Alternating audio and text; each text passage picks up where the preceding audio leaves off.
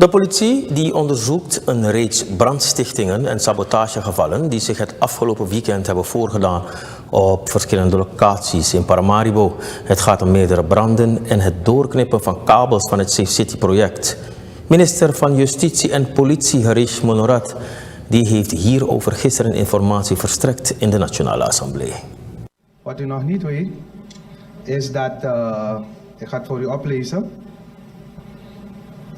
zijn 2 belangrijke kabels van de Command Center geknipt. Als gevolg daarvan zijn 7 Safe City camera's uitgevallen. En het is inderdaad heel zorgwekkend omdat we nu vanuit het ministerie alleen aan het onderzoeken zijn.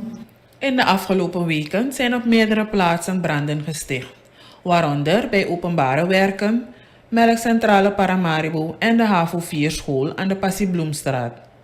Daarnaast zijn cruciale kabels van het Command Center doorgesneden, waardoor camerabewaking tijdelijk uitviel.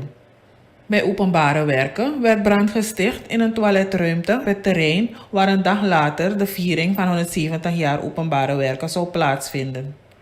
Kort daarna was er sprake van een poging tot brandstichting bij Melkcentrale Paramaribo. Gisterochtend werden 4 lokalen van HAVO 4 volledig door de brand verwoest.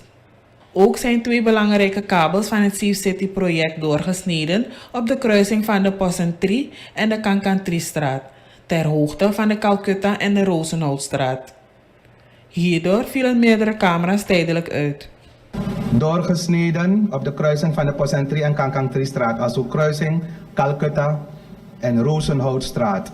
Safe City camera 215, 218, 451, 219, 217, 208 en 201 zijn op dit moment uitgevallen. Telesur is onmiddellijk bezig om binnen 2 à 3 uur deze sites weer in de ether te krijgen. Er is aangifte gedaan en die dingen zijn doorgeknipt en het vermoeden bestaat dat het betrekking heeft tot de brandmelding van HAVO 1 aan de Passiebloemstraat. Belangrijk is dat de politie bezig is om deze onderzoekingen om meer duidelijkheid te verschaffen aan de samenleving. Als er een verband bestaat met deze 4 gevallen of als het 4 afzonderlijke gevallen zijn. Het is wel heel toevallig dat al deze gevallen achter elkaar zich hebben plaatsgevonden en wij moeten daarom ook precies weten wat er gebeurd is.